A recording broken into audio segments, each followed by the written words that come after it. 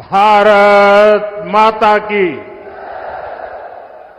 सारे बुजुर्गों ने, भाई बहना ने और नौजवान साथियों ने राम राम। सोनीपत की इस धरती से मैं देश के महान सपूत सर छोटू राम जी को प्रणाम करता हूं।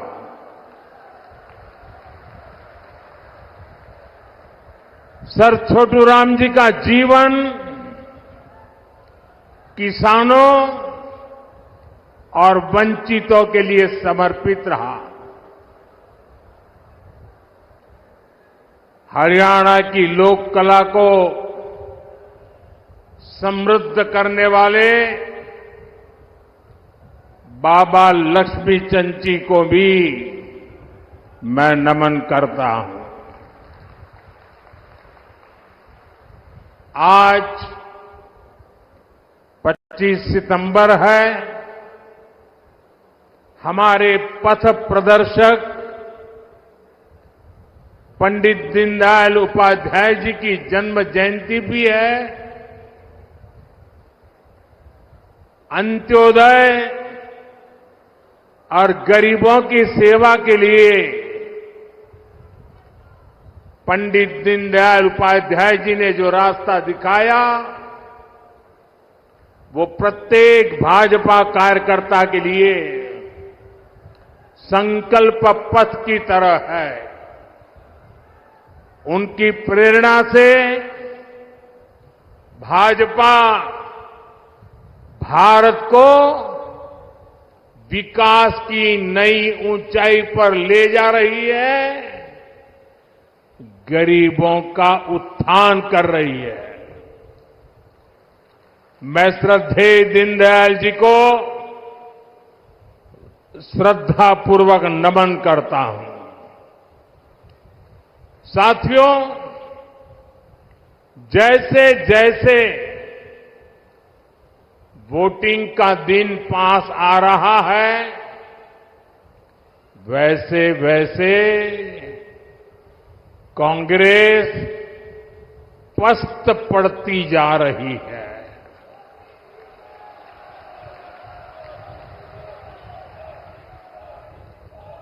हरियाणा में भाजपा के लिए समर्थन बढ़ता ही जा रहा है।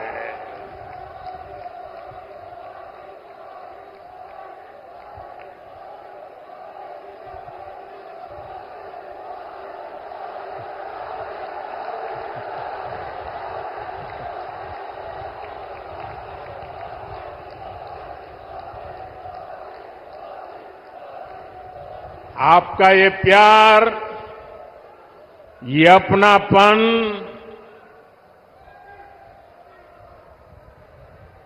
हरियाणा का ये प्यार तो मेरी जिंदगी की बहुत बड़ी अमानत है।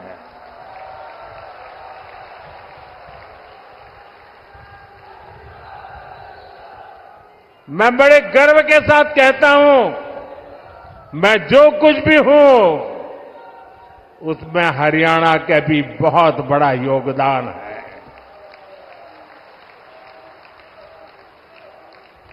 आज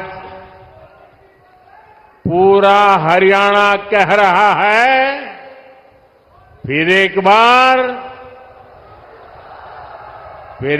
बार भाजपा सरकार, फिर एक बार।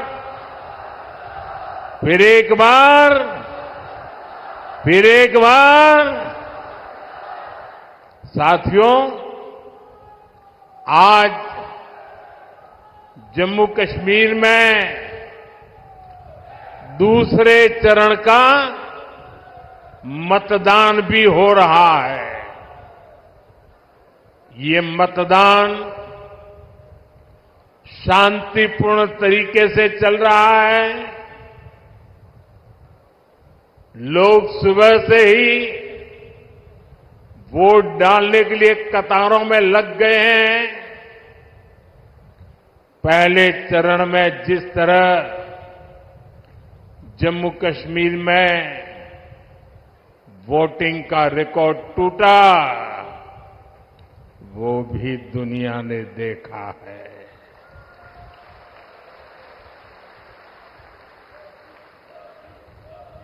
मैं जम्मू कश्मीर के लोगों की सराहना करूंगा, उन्हें बधाई दूंगा कि वो लोकतंत्र के इस पर्व में उतने उत्साह से हिस्सा ले रहे हैं। साथियों, भाजपा सरकार में हरियाणा आज खेती और उद्योग दोनों मामलों में देश के टॉप राज्यों में अपनी जगह बना रहा है। जब औद्योगिकरण बढ़ता है तो इसका सबसे अधिक फायदा गरीब को, किसान को और दलित को होता है। बाबा साहब आंबेडकर, जिन्होंने बाबा साहब आंबेडकर को पढ़ा होगा, न पढ़ा हो तो पढ़ ले। बाबा साहब आंबेडकर मानते थे कि दलितों के सशक्तिकरण में उद्योगों की बड़ी भूमिका होती है।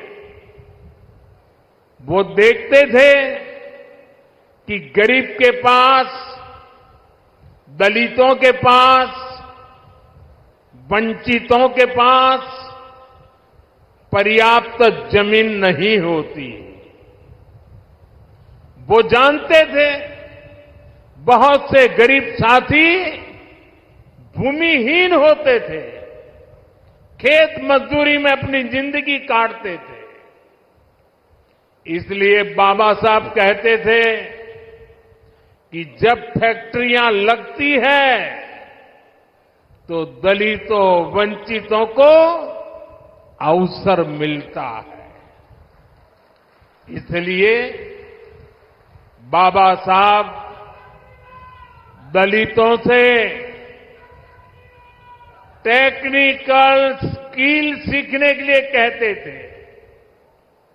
भाजपा की नीति निर्णयों में, भाजपा के विचारों में आपको बाबा साहब की यही सोच दिखाई देगी।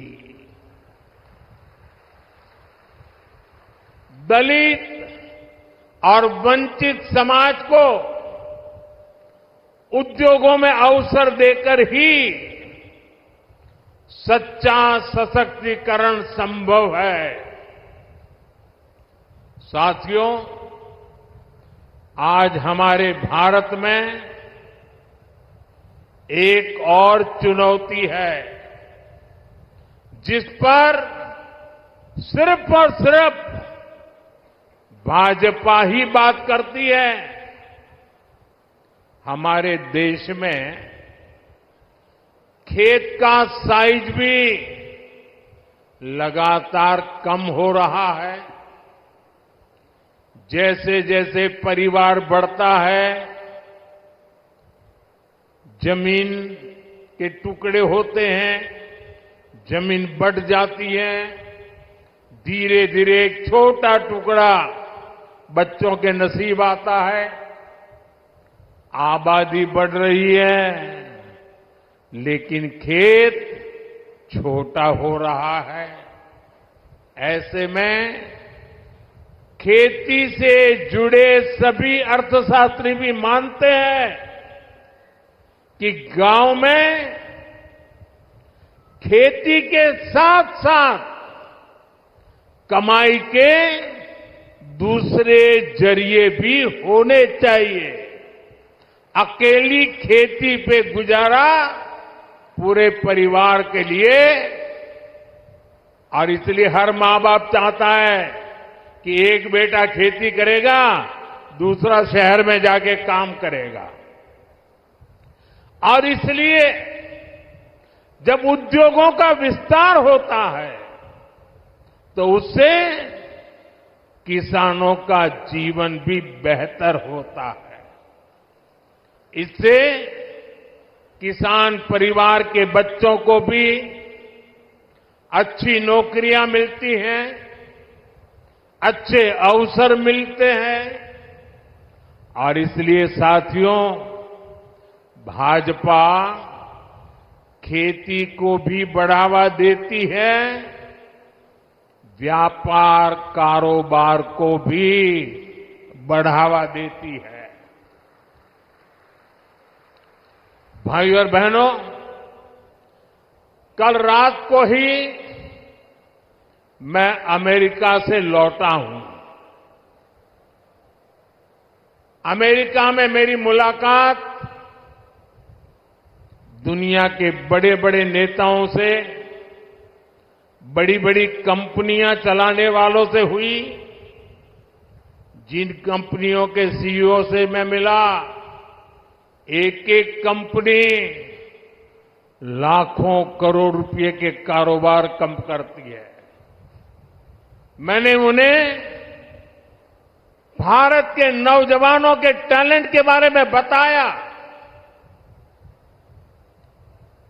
साथियों, पिछले 10 साल में पूरी दुनिया में भारत पर भरोसा बढ़ा है।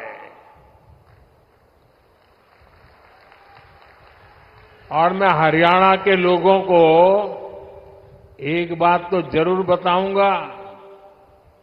कल जब मैं न्यूयॉर्क गया परसों, तो वहां स्वागत के लिए बहुत बड़ी मात्रा में भारतीय समुदाय था। लेकिन सबसे बड़ी बात वो थी कि वहां पर पूरा हरियाणा खड़ा कर दिया गया था।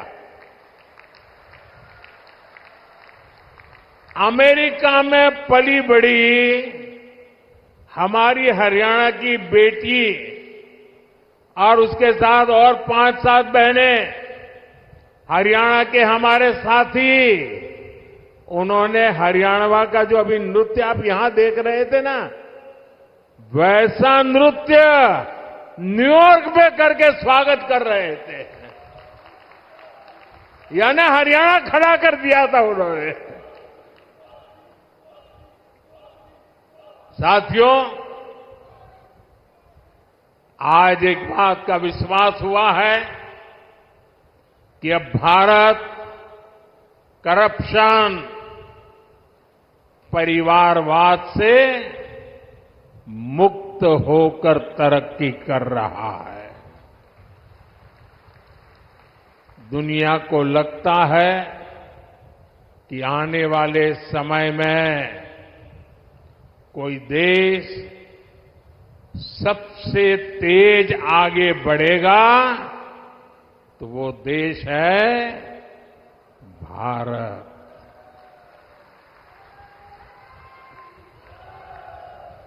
बेटे, आप बहुत बढ़िया चित्र बना के लाए हो, लेकिन ऐसे खड़े रहोगे तो थक जाओगे। आप मेरे लिए लाए हैं। चलिए, मैं मेरे एसपी जी को कहता हूं, वो आपसे वो फोटो ले लेंगे। पीछे अपना नाम पता लिख लेना, मैं आपको चिट्ठी लिखूंगा। अपना नाम पता पीछे लग देना।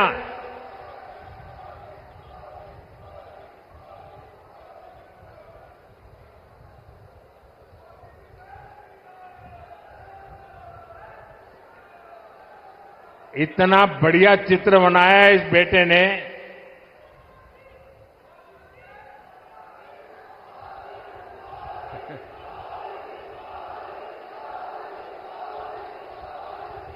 साथियों, आज दुनिया की बड़ी बड़ी कंपनियां भारत में निवेश के लिए, यहां अपनी फैक्ट्रियां लगाने के लिए आतुर है। आप सोचिए, जब इतनी बड़ी कंपनियां भारत में निवेश करेगी तो इसका बहुत अधिक फायदा मेरे हरियाणा को होगा, यहां के नौजवानों को होगा, यहां के किसानों को होगा। आज हमारा ये हरियाणा गुरुग्राम, फरीदाबाद से लेकर सोनीपत, पानीपत तक दुनिया की बड़ी बड़ी कंपनियों का सेंटर बन रहा है। थैंक यू बेटा, मिल गया मुझे, मिल जाएगा, इनको दे दीजिए। हाँ, शाबाश। अब आराम से बैठो बेटा, देखिए गिरना मत। देश से निर्यात होने वाले 35% से अधिक कालीन और करीब 20% कपड़े हरियाणा में ही बनते हैं। यहां खरखौदा में देखिए, भाजपा औद्योगिक शहर बना रही है। कोशिश यही है कि यहां के हमारे नौजवानों को ज्यादा से ज्यादा नौकरियां मिले, रोजगार मिले। हरियाणा भाजपा ने घोषणा की है कि ऐसे अनेक औद्योगिक शहर राज्य के अलग अलग हिस्सों में बनाए जाएंगे। अभी मारुति का कारखाना लगना भी यहां तय हो गया है। आने वाले समय में ऐसे कई बड़े बड़े कारखाने यहां लगने वाले हैं। साथियों, मेक इन इंडिया के 10 सालों ने भी इसमें बड़ी भूमिका निभाई है। हम मोबाइल फोन से लेकर लड़ाकू विमान और विमान वाहक पोत तक अब भारत में बना रहे हैं। बीते 3 साल में ही मैन्युफैक्चरिंग से जुड़े सेक्टर में लाखों नए रोजगार बने हैं। आज भारत में बनी चीजें हम उन देशों को भी बेच रहे हैं जहां से पहले हम मंगाया करते थे। अब आप देखिए, भारत में बनी सुजुकी गाड़ियां, मूलतः वो कंपनी जापान की है। सुजुकी कंपनी गाड़ी अब यहां बनाती है और जापान वाले भारत से वो गाड़ी मंगवा करते खरीदते हैं। और ये कमाल कहां होता है मालूम है? ये कमाल कहां होता है मालूम है? ये कमाल मेरी हरियाणा की धरती से होता है। हरियाणा की धरती से बने उत्पाद आज दुनिया के बाजारों में पहुंच रहे हैं। यही है नए भारत की ताकत। साथियों, अब जब दुनिया भर से लोग भारत में फैक्ट्री लगाना आना चाहते हैं, नई कंपनियां खोलने आना चाहते हैं, तो आप खुद सोचिए हरियाणा में यहां कैसी सरकार होनी चाहिए। हरियाणा में उद्योगों को बढ़ावा देने वाली भाजपा सरकार जरूरी है। हरियाणा में नौकरियों को बढ़ावा देने वाली भाजपा सरकार जरूरी है, क्योंकि आप भी जानते हैं जहां भी केंद्र सरकार आई और कांग्रेस को मौका मिला, जहां जहां कांग्रेस ने पैर रखा, एक काम पक्का,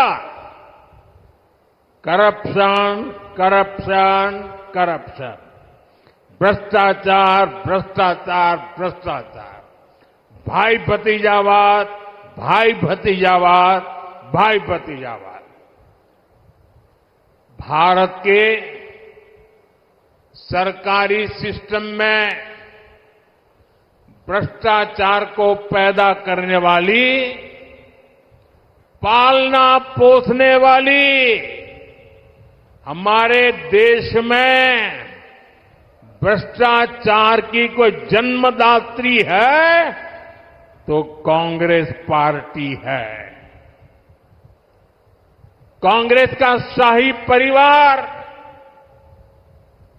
देश का सबसे भ्रष्ट परिवार है,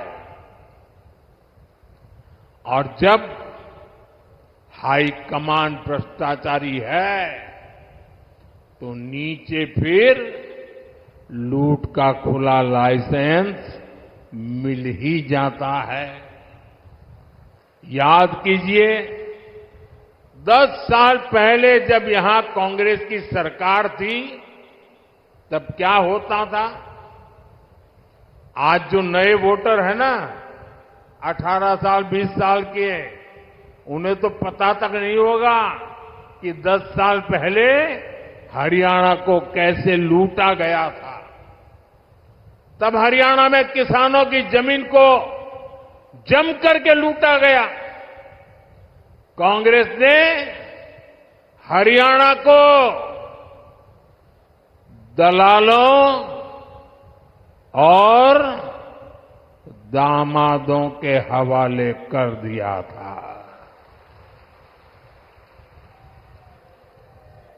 दलालों और दामादों से बचना है तो कमल ही बचाएगा।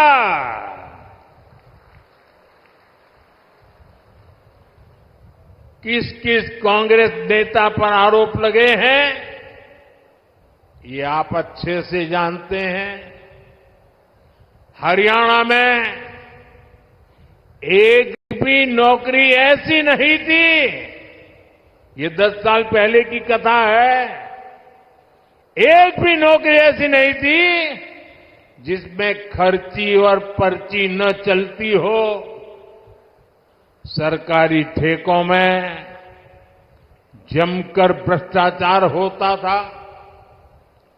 हरियाणा को लूट कर खाने वाली ऐसी करप्ट कांग्रेस को हरियाणा की सरकार से मीलों मीलों दूर रखना है, तब जाके हरियाणा बचेगा। और आपका तो मुझ पर हक है, मुझे भी तो हरियाणा का कर्ज चुकाना है।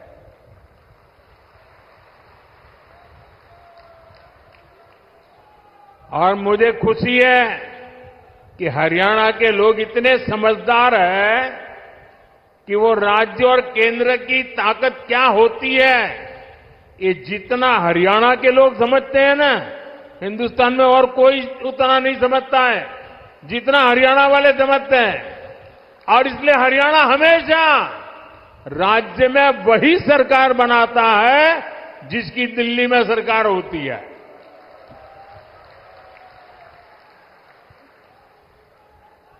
हरियाणा के लोगों की इसकी बराबर समझ है। साथियों, जैसी स्थिति यहां कांग्रेस ने उस समय बनाई थी, आज कर्नाटका में उनकी सरकार है। जरा देखिए, अभी तो 2 साल हुए हैं, क्या हाल करके रखा है। वहां कांग्रेस के मुख्यमंत्री उन पर जमीन घोटाले के आरोप लगे हैं। जब इसकी जांच शुरू हुई तो कर्नाटका के मुख्यमंत्री हाईकोर्ट चले गए। हाईकोर्ट ने भी उनको एक और डंडा मारा। उन्होंने कहा कोई मदद नहीं होगी, और कल ही हाईकोर्ट ने साफ साफ कहा कि जांच के आदेश सही है और जांच होनी चाहिए। अब देखिए, 2 साल मुश्किल से हुए हैं, आदत जाती नहीं है। क्या हरियाणा में इनको ये पाप करने का ठेका दे सकते हैं क्या? हरियाणा में इनको घुसने दे सकते हैं क्या?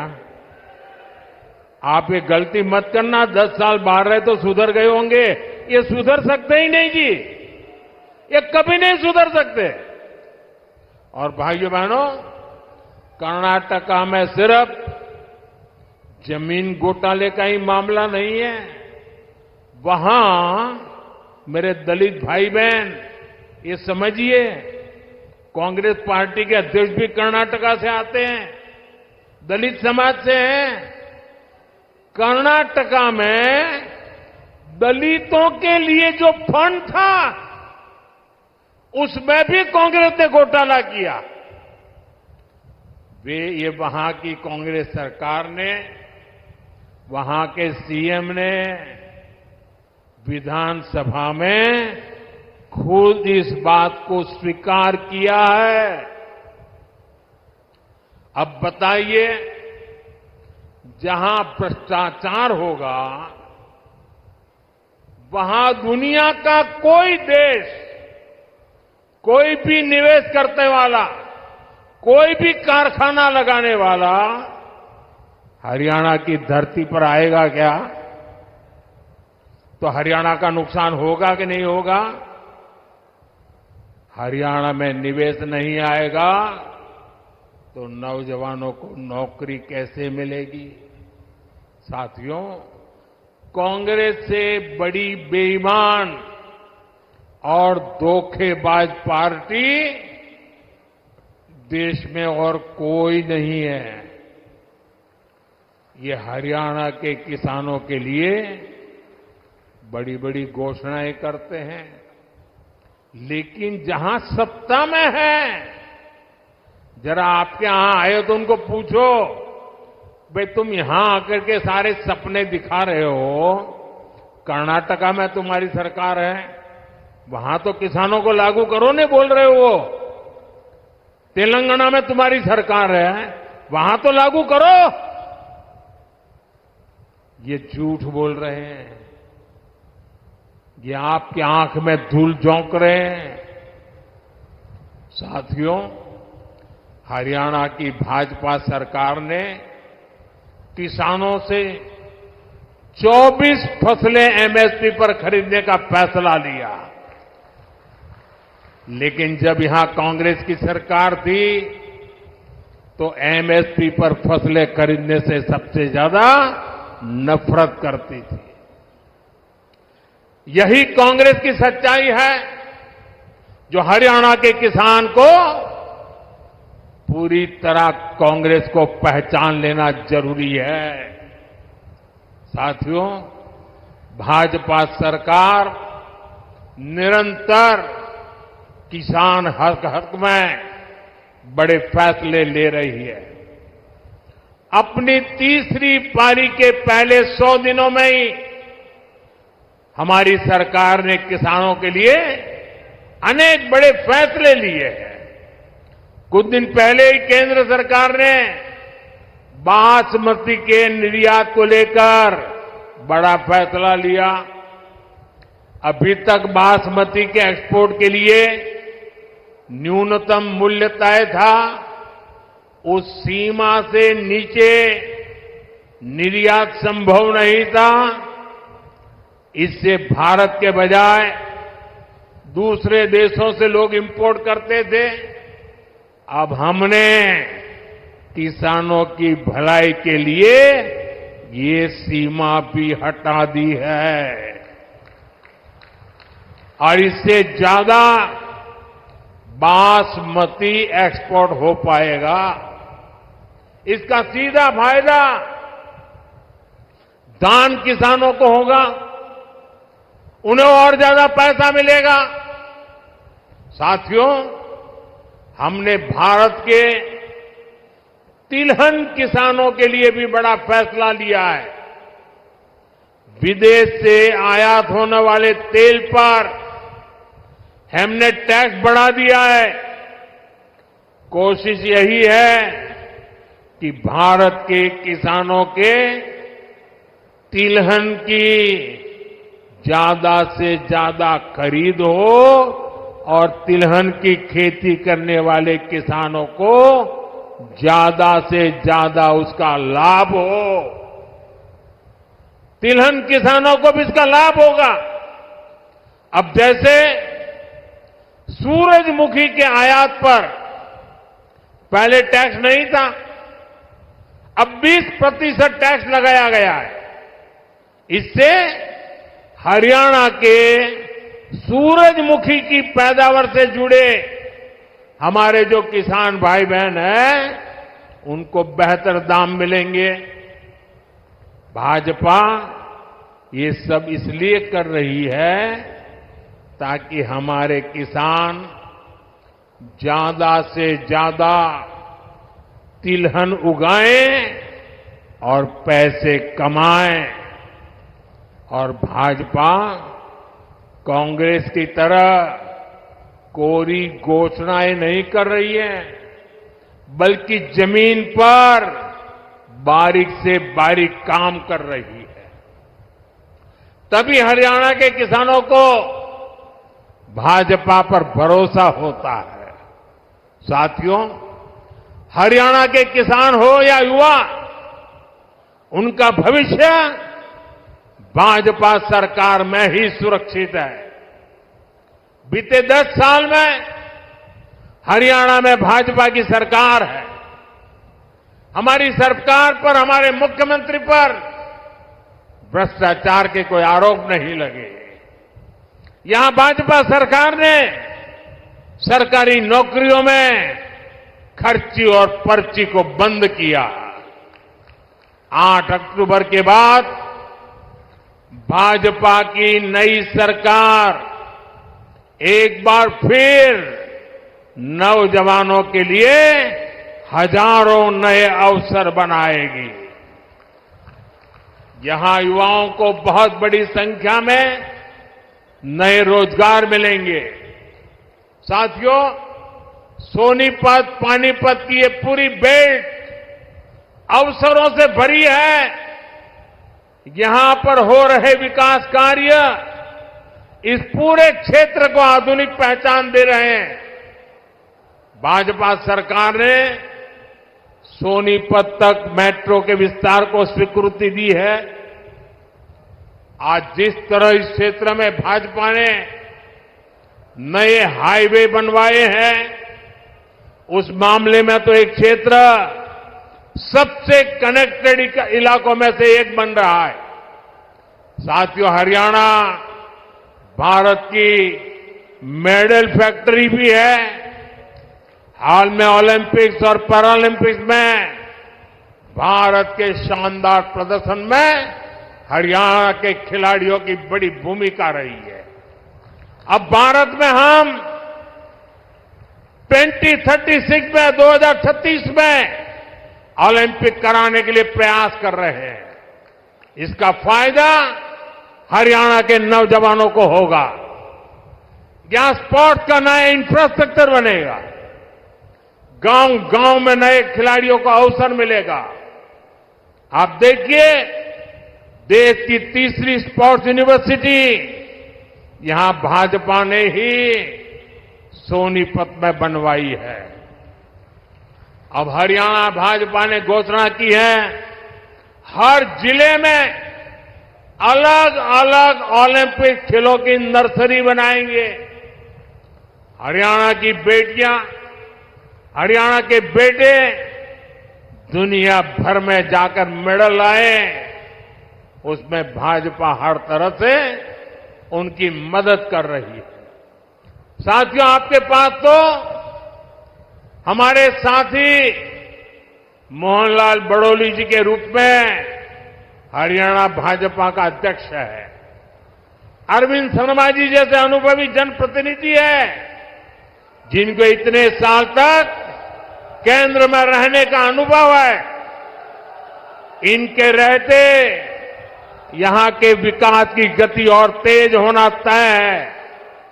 साथियों, सोनीपत की ये धरती उन वीर जवानों की भी धरती है, जिन्होंने हिमालय की ऊंची चोटियों पर दिन रात मातृभूमि की रक्षा की है। हरियाणा की वीर माताओं की हजारों संतानें आज बॉर्डर पर है। यहां के अनेक संतानें हैं जिन्होंने जम्मू कश्मीर में हालात को सामान्य बनाने में मदद की है। वहां आतंक और अलगाव के जख्म हरियाणा के वीर बेटों ने अपने शरीर पर खाए हैं। अब मत भूलिए, कांग्रेस की कुनीति से निकले पत्थर हरियाणा की संतानों पर फेंके जाते थे। आज जब जम्मू कश्मीर में शांतिपूर्ण मतदान होता है तो सबसे अधिक खुशी हरियाणा की वीर माताओं को होती है। लेकिन कांग्रेस और इसके साथियों को जम्मू कश्मीर में शांति पसंद नहीं है। कांग्रेस जम्मू कश्मीर में फिर से धारा 370, आर्टिकल 370 वापस लाना चाहती है। कांग्रेस जम्मू कश्मीर में आतंक और अलगाव को फिर से हवा देना चाहती है। तुष्टीकरण के लिए कांग्रेस देश के दुश्मनों के एजेंडा को भारत में लागू करना चाहती है। ऐसी कांग्रेस को आप हरियाणा के लोग सबक सिखाएंगे, ये मुझे पूरा भरोसा है। आर्टिकल 370 को वापस लाना उन वीरों की कुर्बानी का अपमान होगा जिन्होंने जम्मू कश्मीर में आतंक के खिलाफ लड़ाई लड़ी है। साथियों, कांग्रेस ने दलितों, पिछड़ों और शोषितों के साथ भी धोखा किया है। आजकल कांग्रेस के भीतर यहां जो सिर फुटोवल हो रही है, ये पुराने पाकों का ही परिणाम है। याद कीजिए, 2014 से पहले जब यहां कांग्रेस का राज था, जब हुड्डा जी यहां सीएम हुआ करते थे, तब ऐसा कोई साल नहीं था जब दलितों के साथ अन्याय नहीं होता था। अनेक दलितों को जान से हाथ धोना पड़ा। दलित परिवारों की बहु बेटियों पर अत्याचार होते थे।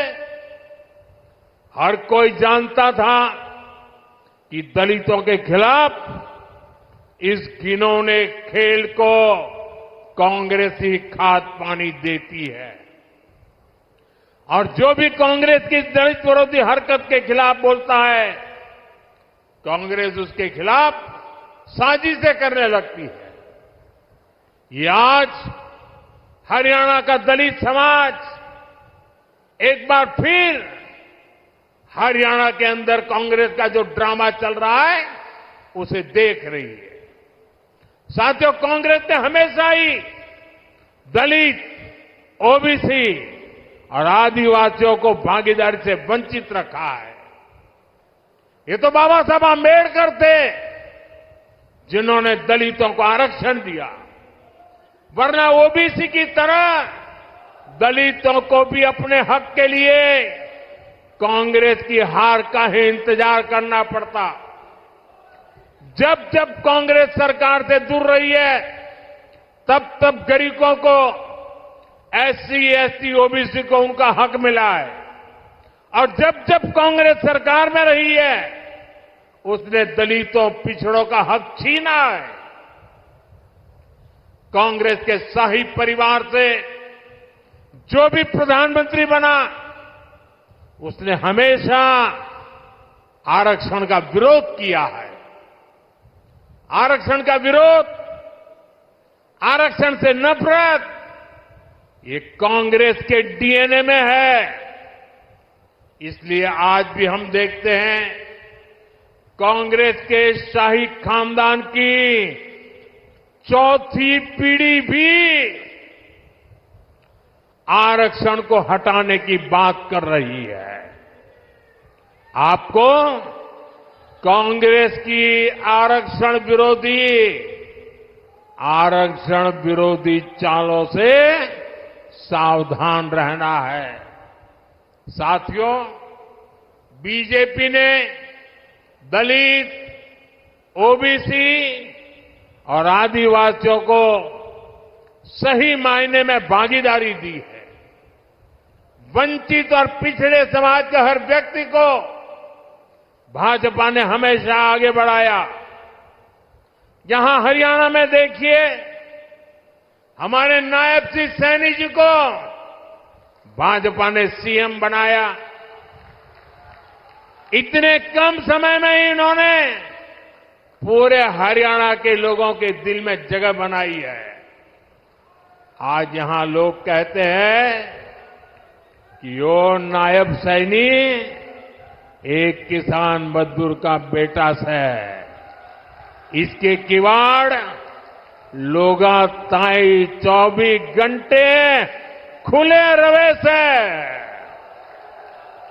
भाइयों और बहनों, कांग्रेस की सरकारों की एक और पहचान है, कांग्रेस सरकार अस्थिरता के लिए भी जानी जाती है।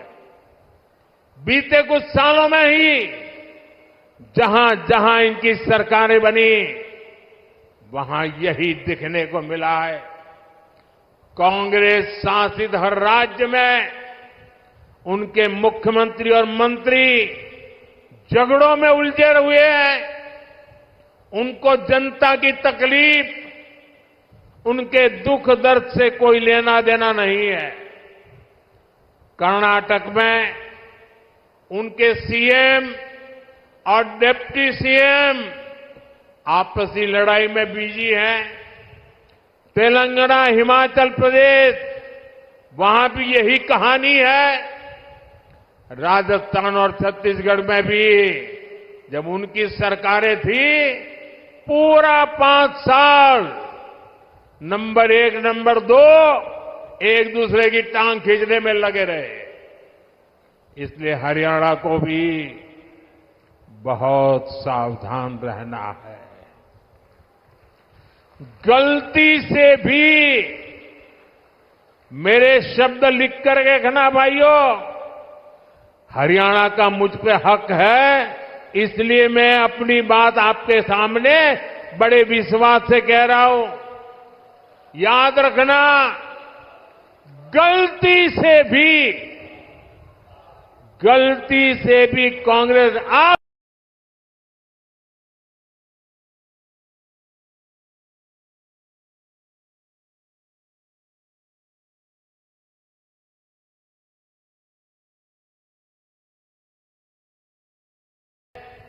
पूरा हरियाणा देख रहा है।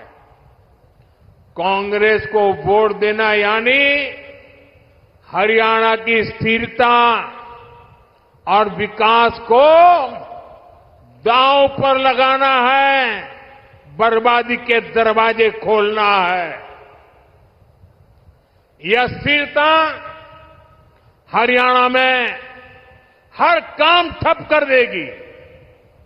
यहां निवेश और नौकरी दोनों पर असर होगा। इसलिए आपको सिर्फ और सिर्फ कमल के निशान पर बटन दबाना है। साथियों, इस भूमि ने भगत फूल सिंह जैसे महापुरुष देश को दिए हैं, जिन्होंने तब बेटियों की शिक्षा को अपना मिशन बनाया जब बेटियों को पढ़ाना असंभव था। ये मेरा सौभाग्य है कि 2015 में पानीपत से ही मुझे बेटी बचाओ बेटी पढ़ाओ अभियान का शुभारंभ करने का अवसर मिला। कांग्रेस ने 60 साल देश पर राज किया, लेकिन उसे कभी देश की बेटियों की चिंता नहीं हुई। अगर कांग्रेस को चिंता होती तो गैस, नल से जल, बिजली, टॉयलेट, बैंक में खाते, ऐसी मूल सुविधाएं आज 60-70 साल के बाद मेरे आने के बाद मिली। मुझे संतोष है कि बेटी बचाओ बेटी पढ़ाओ से हरियाणा को फायदा हुआ। 10 साल पहले हरियाणा में 1000 बेटों पर सिर्फ 866 बेटियां थी। आज ये संख्या बढ़कर 914 हो चुकी है। आज हरियाणा की बेटियां स्पोर्ट्स में दम दिखा रही हैं। आज हरियाणा की बेटियां पुलिस और सेना में दम दिखा रही है। हमें गर्व है कि एनडीए में जो महिला कैडेट्स का जो फर्स्ट बैच था, उसमें हरियाणा की बेटी ने टॉप किया। साथियों, हरियाणा भाजपा नारी शक्ति को और सशक्त करने के लिए आगे बढ़कर काम कर रही है। हरियाणा भाजपा ने लाड़ो लक्ष्मी योजना के तहत हर महीने 2100 रुपये देने का वायदा किया है। गरीब परिवारों को 500 रुपये में गैस सिलेंडर देने की भी योजना जारी रहेगी। हरियाणा भाजपा ने 5 लाख लखपति दीदी बनाने और हर गांव में ड्रोन पायलट दीदी बनाने की भी घोषणा की है। साथियों, भाजपा का संकल्प ये पक्की गारंटी होता है। भाजपा जो कहती है वो करके दिखाती है। हरियाणा में भी हर वायदे तेजी से जमीन पर उतर के रहेंगे, आपके घर तक पहुंचेंगे। इसलिए 5 अक्टूबर को हमारे इन सभी उम्मीदवारों को भारी मतों से विजयी बनाना है। लगातार तीसरी बार हरियाणा में कमल खिलाना है।